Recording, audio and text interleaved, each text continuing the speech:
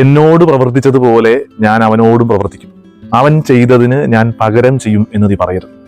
ഈ പറച്ചിലുണ്ടല്ല, എത്ര പ്രായമായാലും നമ്മുടെയൊക്കെ ജീവിതത്തിൽ നമ്മൾ പല രീതിയിൽ പറഞ്ഞുകൊണ്ടിരിക്കുന്ന കാര്യമാണ്.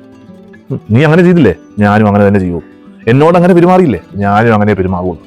ശരിക്കും പറഞ്ഞാൽ ഇങ്ങനെ പറയണ നമ്മുടെ ഈ പിണക്ക സ്വഭാവം ഉണ്ടല്ല, ഈ പിണക്കത്തിന്റെ ഒരു സ്വഭാവം, ആ സമയത്താണല്ലോ നമ്മളിങ്ങനെ പറയണേ.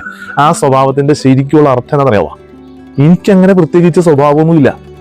എന്റെ സ്വഭാവം എന്ന് പറയുന്നത് നീ എങ്ങനെ പെരുമാറും എന്നതിനെ ആശ്രയിച്ചിരിക്കുന്ന പറയണം.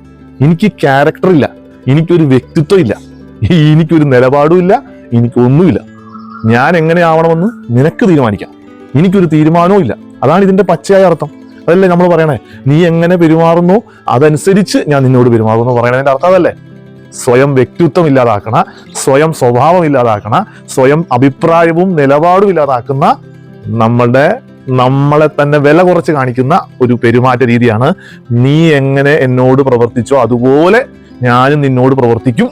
നീ എന്നെ അങ്ങനെ ചെയ്തില്ലേ, അങ്ങനെ പറഞ്ഞില്ലേ, ഞാൻ അങ്ങനെ തന്നെ ചെയ്യും എന്ന് പറയണം നമ്മുടെ സ്വഭാവം. നമ്മളെ തന്നെ വില കുറച്ച് കാണിക്കണതാണെന്ന് തിരിച്ചറിയാൻ ഈശോ നമ്മളെ സമൃദ്ധമായിട്ട് അനുഗ്രഹിക്കട്ടെ.